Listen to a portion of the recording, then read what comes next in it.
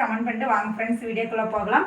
Today பேசிக் கிளாஸ்னால் இப்போ வந்து புதுசாக வந்து ஸ்டூடெண்ட் போயிட்டு எல்கேஜி யூகேஜி வந்து ஜாயின் பண்ணுறாங்களா, அவங்களுக்கு வந்து நம்ம வந்து ஏபிசிடி எப்படி சிம்பிளாக சொல்லி கொடுக்குறோன்னு தான் இந்த வீடியோவில் பார்க்குறோம் ஃப்ரெண்ட்ஸ். வாங்க பார்க்கலாம்.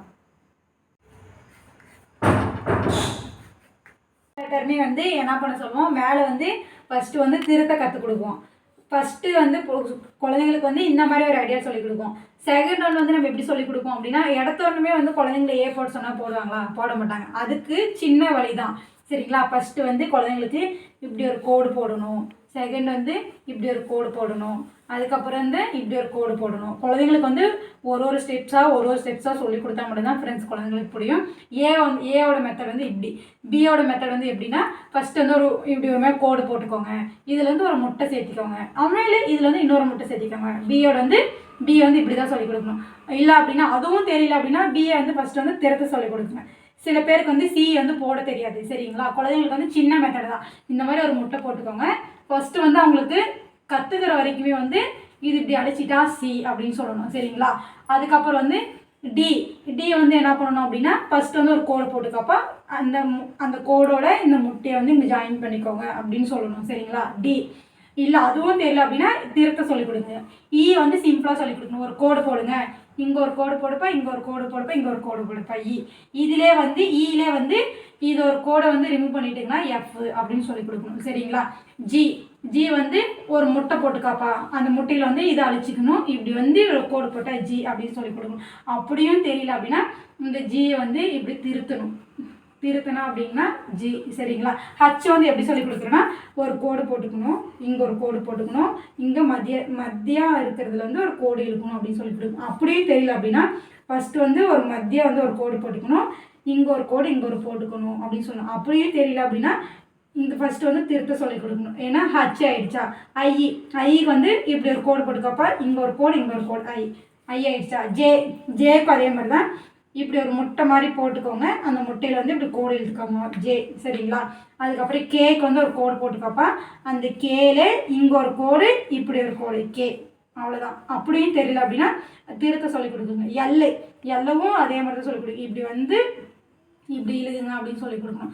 எம் வந்து என்ன பண்ணால் ஒரு முட்டை போட்டு கொடுக்கணும். இப்படி ஒரு முட்டை போடுங்க, அதுக்கப்புறம் இப்படி ஒரு முட்டை போடுங்க அப்படின்னு சொல்லி கொடுக்கணும். எம் சரிங்களா. சிம்பிளாக சொல்லி கொடுக்கணும், அப்படி தான் சொல்லி கொடுக்கணும்.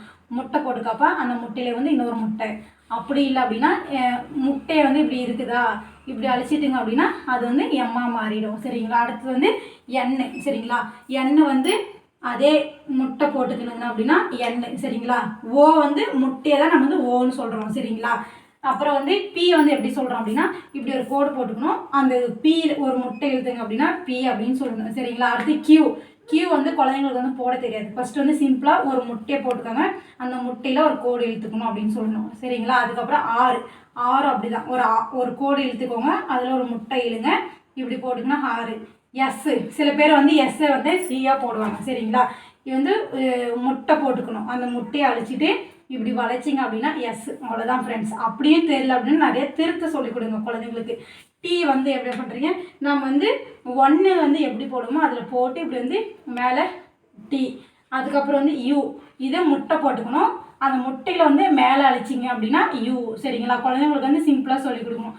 வியை வந்து எப்படி சொல்லிக் கொடுக்குறோங்க அப்படின்னா, இப்படி ஒரு கோடு இழுத்துக்கணும், இப்படி ஒரு கோடு இழுத்துக்கணும் வி. அதே டபுள்யூ வந்து எப்படி சொல்லி கொடுக்குறோன்னா, வி எப்படி போட்டுக்கணும், இப்படி போட்டு வியில் வந்து இன்னொரு கோடு வித்தா டபுள்யூ சரிங்களா.